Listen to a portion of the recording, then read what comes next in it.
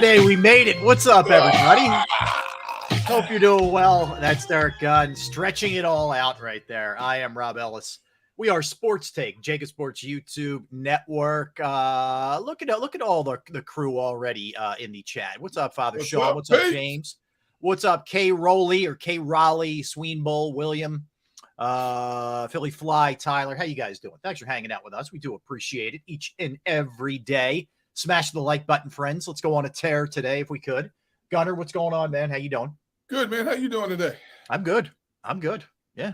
Happy to be hanging. Yeah. The day after the graduation, things have subsided. Now you can almost get some normalcy back in your life. Some so-called normalcy, whatever that means. But yes, yeah. Hey, look, I'm happy that you can actually see outside of your front door. It's clearing up here. It's a nice day. It's not real hot. It's got little no humidity. It's nice day. Not warm enough for you. I know. No, not yet. Which is weird because every year this time of June, it usually gets hot and it stays hot even at night. It gets in the 80s and it stays in like the 70s at night. It's been dropping. It's been going from the 70s and 80s down to 50s at night. I'm like, what is this? I know. What's going on here? Crazy. What's up, James? Checking in for the first time from Louisville. What up, James? How you living, What is up, our guy Twiz to Jigga? I don't know if I'm pronouncing that right, but what's up? What's up, Tyler? Twiz to Jigga. Yeah, that's a tough one. What's up, Tyler? That's a Dr. Seuss tongue twister. You got that right, man. So a lot going on. Phillies win their fifth straight. Wheeler takes a no into the eighth. And then it almost looked like he was going to lose the game, or they were to lose the game. But to the Phillies' credit, they fought back, and they get the win. They keep it rolling. 5 straight Dodgers. The real test begins tonight. Oh, yeah. Yeah. And we'll get into that. We have Greg Murphy joining us at 1 o'clock. So Murph is we'll break it all down with Murph coming up in a little bit. And by the way, Murph doing great things in the community. I'll tell you about that, what he's doing, because it's fantastic. Okay. We'll get into that with Murph. Stanley Cup Finals last night. Gunner, I was all over it. Panthers come back and win in overtime last night. They cut the lead to 2-1 now. They had to get that one, or else they might have gotten swept out. They win it in Miami. I picked that game up at the beginning of the third period, and it couldn't stop watching. The drama was incredible. Both goalies played outstanding. Florida gets the late goal to send it to overtime. Although Vegas got a power play with like 11 seconds left in regulation, and I'm like, uh-oh. I know. Uh-oh. And then they had a minute 49 power play early in the overtime, and I'm thinking, this not look good. Not look good. But I love it. I love this. I hope we go 7 games. What a great come. What a just drama, man. Drama filled. Yeah, it was definitely fun watching that for sure. We have the NBA Finals tonight. Game 4, Denver up 2-1. So that'll be tonight, and we'll see if Miami can get one here and continue to make this thing interesting. I think if Denver wins tonight, Gunner, this could be over real quick in 5. Yeah. Let's go, Miami. Let's go. I hear you, man. I'm rooting for. I just want it to be a good series. I want the thing to go deep. I want it to be a good series. Right. So there's that. We have the Eagles OTAs, which came to a conclusion yesterday. Jalen Hurts spoke. As we talked about on the show yesterday, he gave us, he's in mid-season Jalen form, man. Last year doesn't matter. It was a funny line. I thought this was good. Anything stand out to you about the offseason? I think was the question that was posed to him. Yeah. And he said, yeah, Kelsey's back. Like, that was pretty cool, man. Like, that just shows you how much Kelsey means to him. I like that a lot. Kelsey is the engine that drives the vehicle on that offense. And you know what? That's great respect from your quarterback for your center, because he knows every game could be his last game he plays with Kelsey, True. That's special. I love when Sirianni also said that Jalen Hurts is the most coachable player I've ever been around. Mm-hmm. That is high praise right there. Yeah. I just think, look, you got to be talented, but so much of it when you get to that level, like players are in a lot of ways are very close in talent. They're all the best that played growing up. They're the best that played in high school. They're the best, in college, and they get there. And I think the thing a lot of times that separates, because we've seen plenty of guys, Derek, with unbelievable talent that just don't pan out. Yep. is that work ethic. And it's not BS. Like, it just sounds like, sometimes, oh, yeah, sure. No, man, it's real. And with this guy, like, he gets it. And that's the great thing about this contract is you don't have to worry about it with him. Like, he is not going to be one of those guys who just rest on his laurels. He's not going to be worried about what car he's driving. Like, he's not wired, and he'll never be wired that way. A lot of people think when great athletes get to the professional level, they just rest on their laurels to achieve. These guys work harder when they get to the professional level than they did trying to climb the ranks to get there, because they know what has been given to them today could be taken away tomorrow, whether it's somebody better, injury, anything. These dudes are workaholics. When you look at the best of the best, look at Jerry Rice. He ran that hill his whole career and would take other players up and down that hill in the Bay Area with him. And a lot of those players couldn't do what Jerry Rice did. But some of them, come away saying, the training I did with Jerry Rice made me a much better athlete, right, mentally and physically. There are a lot of athletes that are like that, stories we don't even hear, and man, the sacrifices they make, we see the money, we see the glory of what they do on game days. We don't get to see, a lot of people don't get to see the behind the scenes stuff that they put in to get their bodies right day in and day out over a span of 5, 10, 12, 15 years. Mm-hmm. It's not easy. Not easy. Yeah, I know. And the other thing with Jalen is he wants to be a leader too. Now, there's nothing wrong with guys who maybe aren't the most vocal guys in the world, but they put the work in, and they're working nonstop. He is a leader too. He brings guys together just to work out, whether that's throwing balls to them, whether that's working out with Lane Johnson in the barn, the infamous barn from Lane Johnson. But I knew right away with him when I heard the older players quoting him. Like that, when you hear like a 10-year guy quoting a second-year guy, and this was before Jalen became Jalen last year, they were quoting him. And I'm like, oh boy, okay, this guy has something that people want to follow. And at the most important position in sports, you do have to have that. I mean, let's face it, a lot of things went wrong with Carson Wentz, a lot, physically and whatnot. I don't think he was that kind of leader. I think he had friendships in the locker room. It wasn't like everybody hated him, because that's not what it was. But I don't think he had the backing of the entire team, where I feel like Jalen has the backing of everybody. I don't want to use the word hate, but you had players that said anonymously that Carson was the kind of guy, he had his small clique that he gravitated towards and didn't really spend much time with everybody else. You look at Jalen. Jalen embraces everybody in the locker room. He doesn't care who you are, doesn't care what you make. And that's what a true leader does, man. You bring in everybody. Even if you don't hang out with them after practice or a game, even if you don't invite them over to your house, like you might do with your offensive linemen or wide receivers or running backs, you just make sure you let everybody in the locker room know that I'm approachable at any given time, and they can chop it up at any given moment. That's what a true leader does. For as high of a pedestal as Carson was on that 2017 season before he got injured, man, did he crash and burn after that with this organization. And that's when little stories started leaking out about Carson, almost physical confrontations with certain players in the locker room, players talking about how he alienated himself from certain groups of players. And all of a sudden, it just unraveled to the point the Eagles said, okay, we've gone as far with this as we can possibly go. I don't think you'll have that problem with the Jalen. I really don't. No, I don't either. And conversely, you see other guys who maybe were hard workers, who had a lot of the right attributes, that when they get paid, they lose some of that edge. I think he goes the other way. I think he's probably in there even more, which is almost impossible because the guy lives in the place. But, so I'm with you. I thought that was interesting, but I thought it was a really nice ode to Kelsey when he said that. That was the one thing that stood out to him. That was pretty cool. Yeah.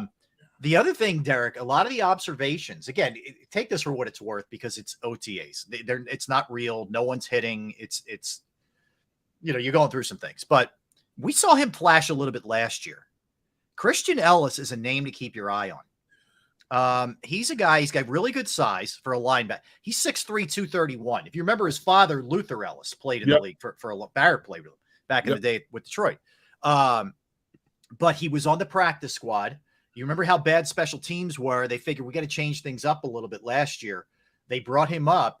He made an immediate impact, and he got a little bit of time non-special teams and showed some things too. So, I don't know that he's going to take the gig from Nicholas Morrow or Nakobe Dean. I'm not necessarily saying that, but I will tell you this. Nothing's a guarantee and nothing's a done deal. I would just keep your eye on Christian Ellis because I think he's a dude that's in the mix to an extent.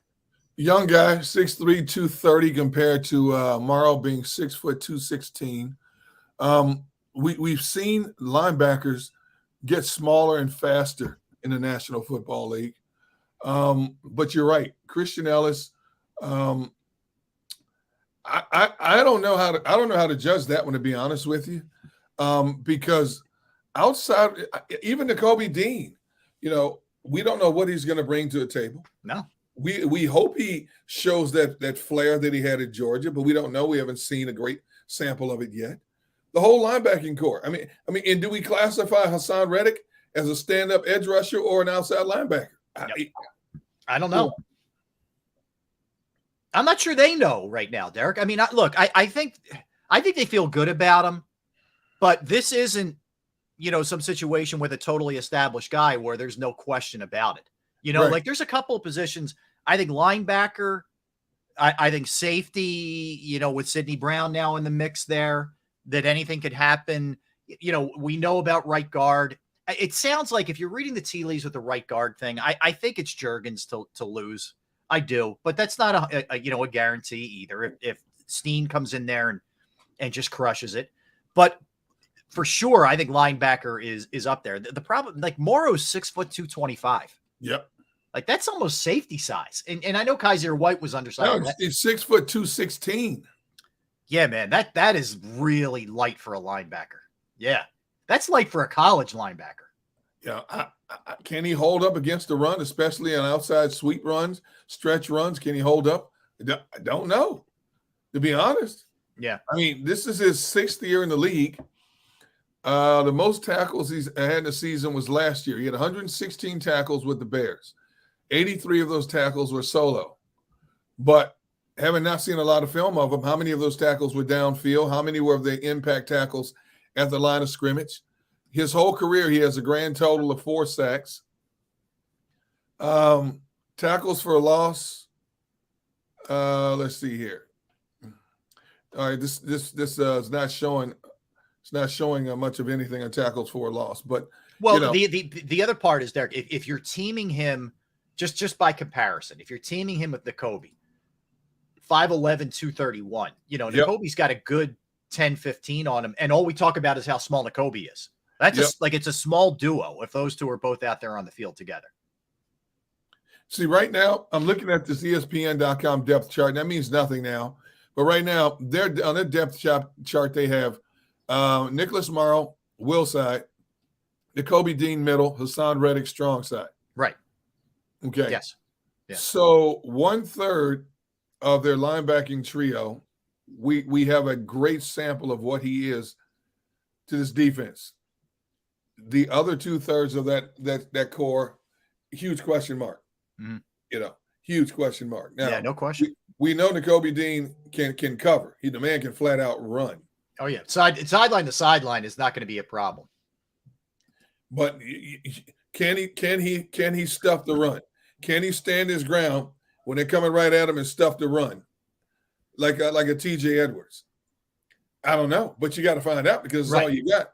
Yeah, and look, that's fine. And again, this is part of what camp's for. This is part of what maybe these guys get time in the preseason. I actually think I don't know about Morrow as much. Maybe. I think you're going to see some Nakobe in preseason game. I do. I would agree with you because of his lack of experience. Yeah. I mean, behind those three, you have Christian Ellis, Sean Bradley, Nolan Smith.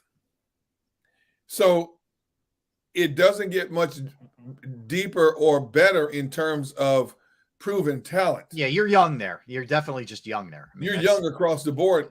Outside of Reddick, you're young across the board at your linebacking position. Mm-hmm. So you're going to go through some growing pains. And the one area the Eagles had problems was last year defending the run defending the pass in the middle of the field.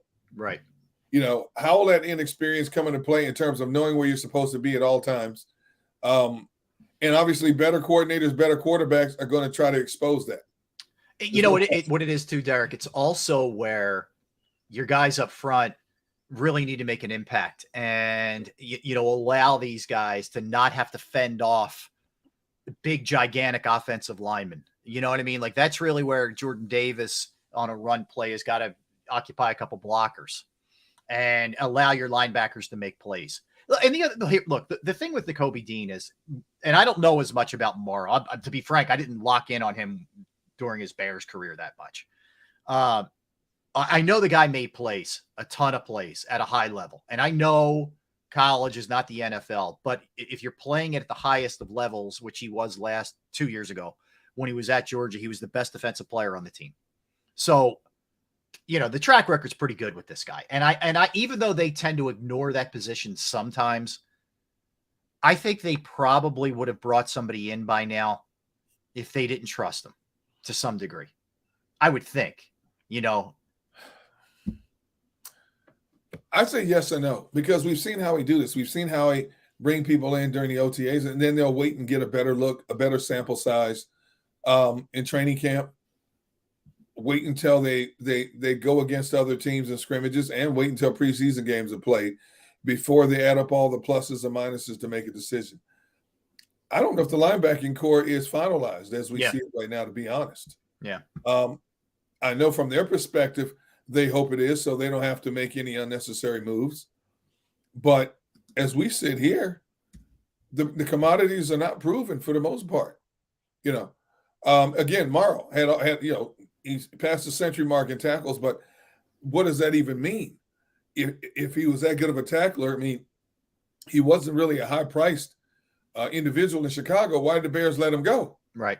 It's the same thing I told you in Barrett last fall. Everybody got caught up. Yeah, Robert Quinn had 18 and a half sacks the year before. And I said, pump the brakes. Mm-hmm. There's a reason why the Bears let him go. And sure enough, he was in a witness protection program here. Yeah. And I don't know. Did he even sign on with anybody, by the way? I haven't seen him sign on with anybody. Yeah. I don't know exactly what Morrow brings to the table. Mm-hmm. Kazir White started out great. He was a smaller outside linebacker. Kazir White started out great, and all of a sudden, the more the season wore on, the more he faded. Yeah, he did. You're right. Basically faded into oblivion. So I don't know. I think Jakobi Dean has all the physical attributes to be a really good inside backer, even though he's smaller. We've seen the smaller backers, Pittsburgh, other teams, Tampa Bay, smaller inside backers do great things. But you got to see it. You got to see it. What does it look like in the Sean Desai's and Matt Patricia's defensive concepts? You got to see it. I hear you. And I think safety is interesting because Edmonds clearly experienced, played a long time with the Steelers, but you do wonder why would the Steelers let him walk? Then you go to Reed Blankenship. At least he had the opportunity last year to due to some of the injuries, to get time and play. That said, neither one is entrenched here. And if Sidney Brown makes that kind of impact, and this may not happen, this could be a midway through the season kind of thing, but he makes that kind of impact, he could get a starting gig.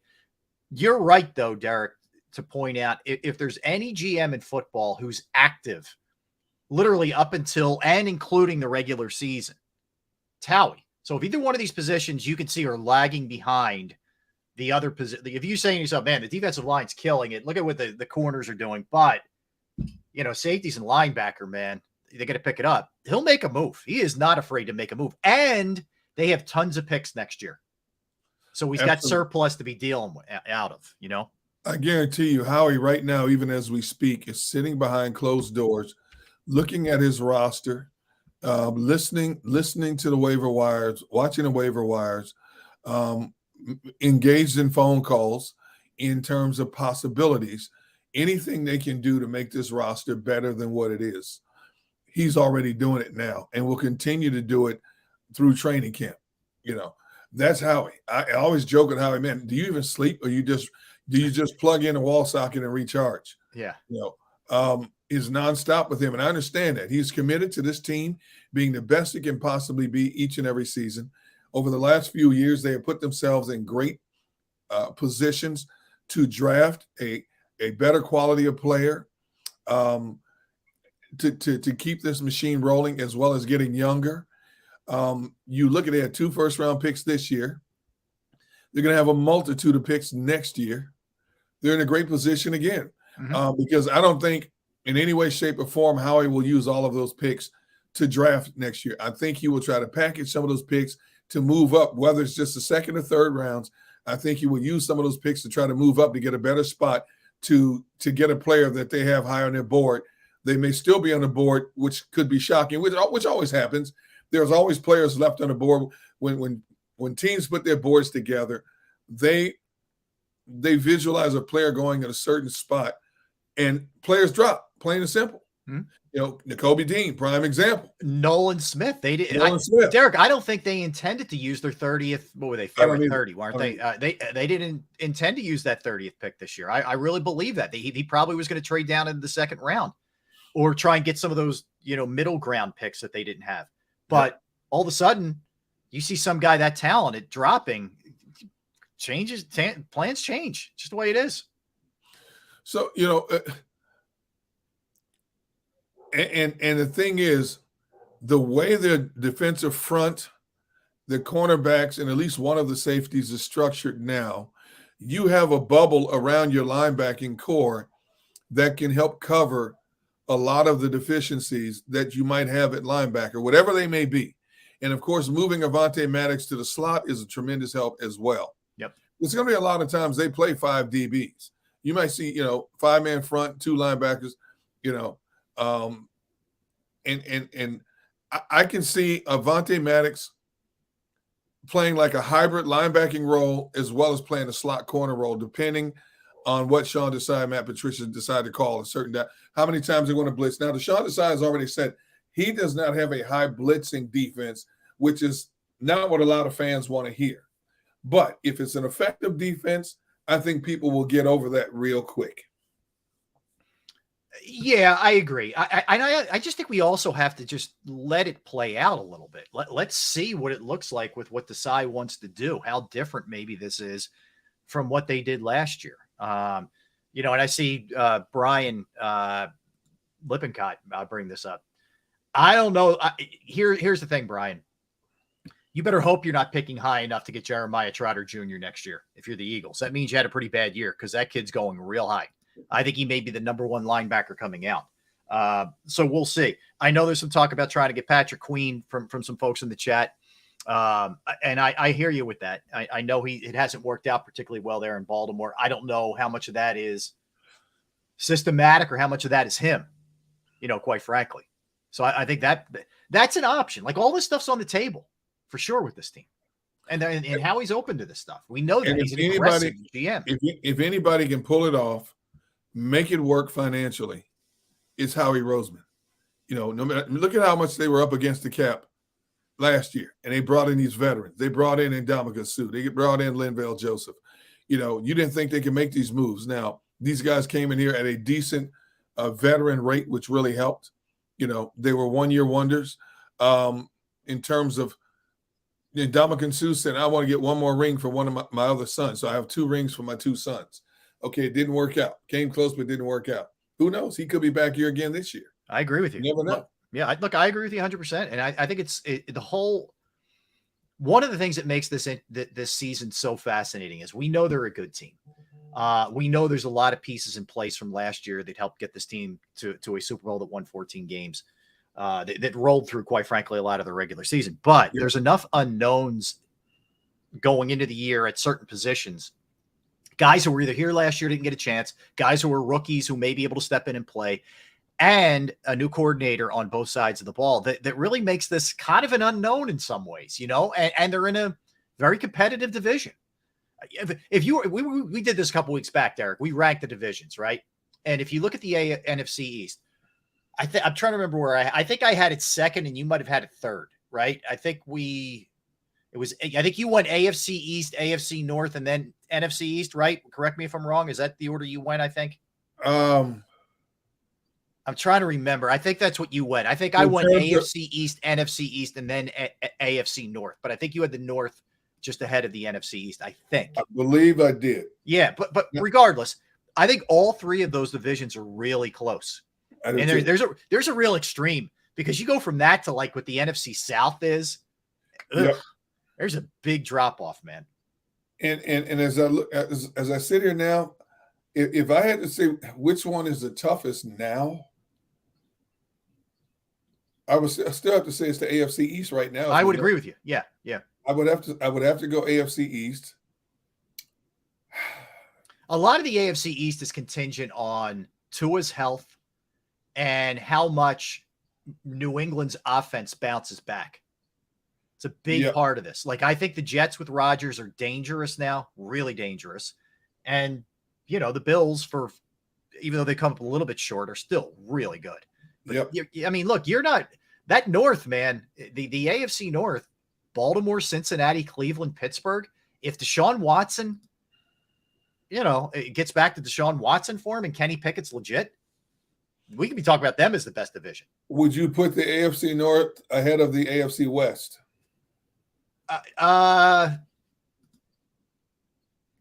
Yes. Here's why, because I still don't. I think I don't trust the Raiders a little bit. And it just feels like the Chargers always figure out a way to shoot themselves in the foot.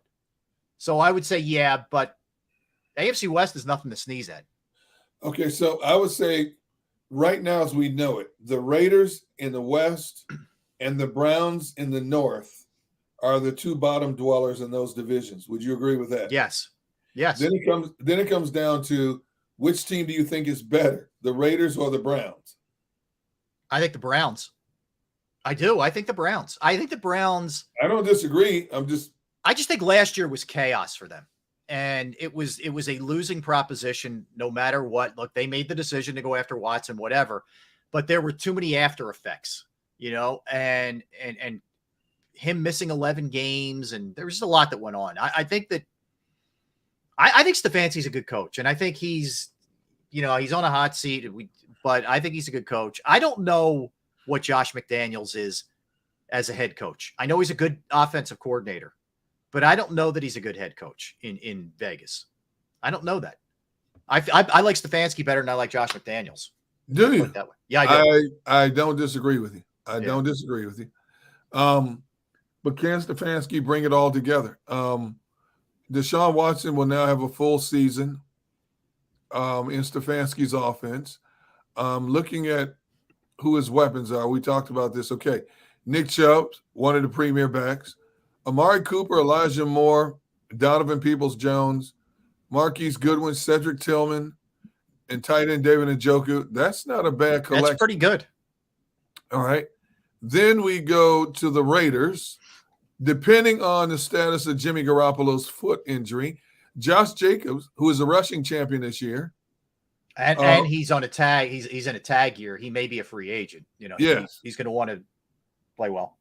But you look at the supporting cast here: Devontae Adams, Jacoby Myers, Hunter Renfrow, tight end Austin Hooper, backup. Oh my goodness, I forgot all about all these guys are not making this team. There's no way. They got Cam Sims, who I thought was an up and coming receiver when he was in Washington. They have Philip Dorsett. They have Keelan Cole and DeAndre Carter. Yeah, a couple of those guys are no shot. There's no way all these guys are making that team. No. But that's a nice collection to have, man. So to me, it comes down to defense with both teams. And they were terrible in close games too. Yes. Last year. Yes. They were terrible in close games, which cost them. I mean, Chandler Jones and Max Crosby can play on my defense any day of the week. Marcus Epps is a starting safety for them now. Yeah. And I like Marcus Epps. But how is he going to fit in that scheme? It remains to be seen. Yeah, I think there's a lot of questions there with them. I like Cleveland's personnel on defense. I do too. I mean, I think that they arguably have the most dominant. Well, he's in the top 3 defensive ends in terms of getting to the quarterback since he came into the league. He's right there with every conversation with Bosa and Watt and any of those guys. He tied for second. He tied for second in quarterback sacks last year. He's probably been their most consistent defensive player in the last few years.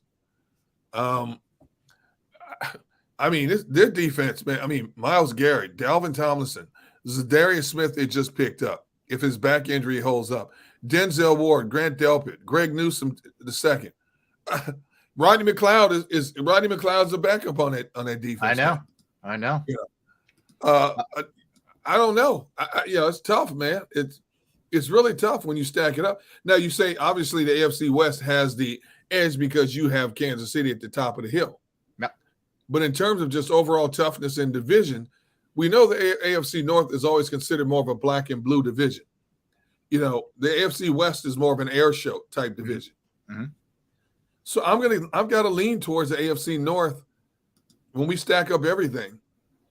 I gotta give them an edge in terms of a tougher road to hoe to get to where you want to go. But if you look at the NFC East, so last year you had 3. You could make a case Washington with Bieniemy. I get it. The quarterback thing is a major question, but with the talent that they have, adding Bieniemy, that's a really Dable in his second year. Eagles were the defending NFC champions, and the Cowboys adding Stephon Gilmore and Brandon Cooks. Man, that's a nasty division. Yes. So that's the other thing. That's the other thing we had to take into account too when we're looking at this Eagles season. Like, they're in a really hard division. I know they were last year too, but still. I still think it's a 2-horse race in the NFC East with the Eagles and the Cowboys. I really do. And anybody who thinks the Cowboys are just going to be pushovers for the Eagles, you haven't been watching what happens between those two. Yeah. It's that Dak Prescott could go 0 for 17, but his best stats are going to be against the Eagles. The 2 games he plays the Eagles if he's healthy. Yeah. Those 2 games. So that's why we said yesterday, I believe they're going to split, their 2 games. And it may be weird enough that the Dallas wins here and the Eagles win down there. It could be. Yeah, look, it certainly. I mean, and we know how hard it is to win the division back-to-back years. Yeah. Almost 20 years since it's happened. So it's been a long time. All right, let's get a quickie in, Derek. Let's keep the Eagles talk rolling. We got a lot to get into. Did you hear Andy Reid breaking down the White House menu? No. And what they were fed? Well, what sport was it that was fed? One year, wasn't it McDonald's or something like that? Yeah, somebody got really they rolled out the red carpet for the Chiefs, and Andy Reid was very appreciative. I'll let you hear it. I'll tell you what he said. You'll appreciate this as a foodie. What he had to say. So we'll get into all of that when we come back. But by the way, today we're going to do best receiver trios in the NFL. Can't include the tight end. Okay. So it's got to be wide receivers. We'll do that in our NFL segment. Mentioned Greg Murphy's going to hop on at 1 to talk some Phils. They're rolling 5 straight. They get the Dodgers, and Jose Alvarado is going to be activated tonight, Derek. So they get a big bullpen piece. Yep, big bullpen piece comes back. So we'll get into all of that when we return. So you don't want to go anywhere. We got plenty in store. We will talk some Sixers as well and where their offseason may be headed. Also, birthdays, movies, all that good stuff. All right, don't go anywhere. Derek Gunn, Rob Ellis. We're Sports Take, JAKIB Sports YouTube Network. All right, it's Friday, and I will be headed to Bravo Pizza of Havertown in a mere about 4.5 hours from now to pick up some dinner. Yes, Bravo Pizza of Havertown. Thrilled that they are a part of the JAKIB Sports YouTube network as well as Sports Take. I've been going there since I was a kid. They've been family owned since 1985. Alex and the crew just do an amazing job day in and day out. Fresh food, flour flown in from Italy. Yes, Bravo Pizza offers 20 different styles of pizza. They have slices to go. I love the upside down. It's my go-to. But they have the you name it, we'll make it. Yes, right. Specialized pizza, however you want it done, they will do it for you. And they don't just have pizza. You're not up for pizza? All right. Fresh pasta, sandwiches, wraps, wings, salads. They really have it all. Bravo Pizza is also committed to the community. Fundraisers for charities, for schools, for little leagues, where the proceeds go to those organizations. You could follow them on Instagram and Facebook at the Bravo Pizza of Havertown. You got specials on there. You got promotions. You got the menu. Any kind of information that you may need. They're at 1305 Westchester Pike, Manoa Shopping Center in Havertown, Pennsylvania. That's 1305 Westchester Pike, Manoa Shopping Center in Havertown. Give them a call, 610-446-3810. 610-446-3810. Bravo.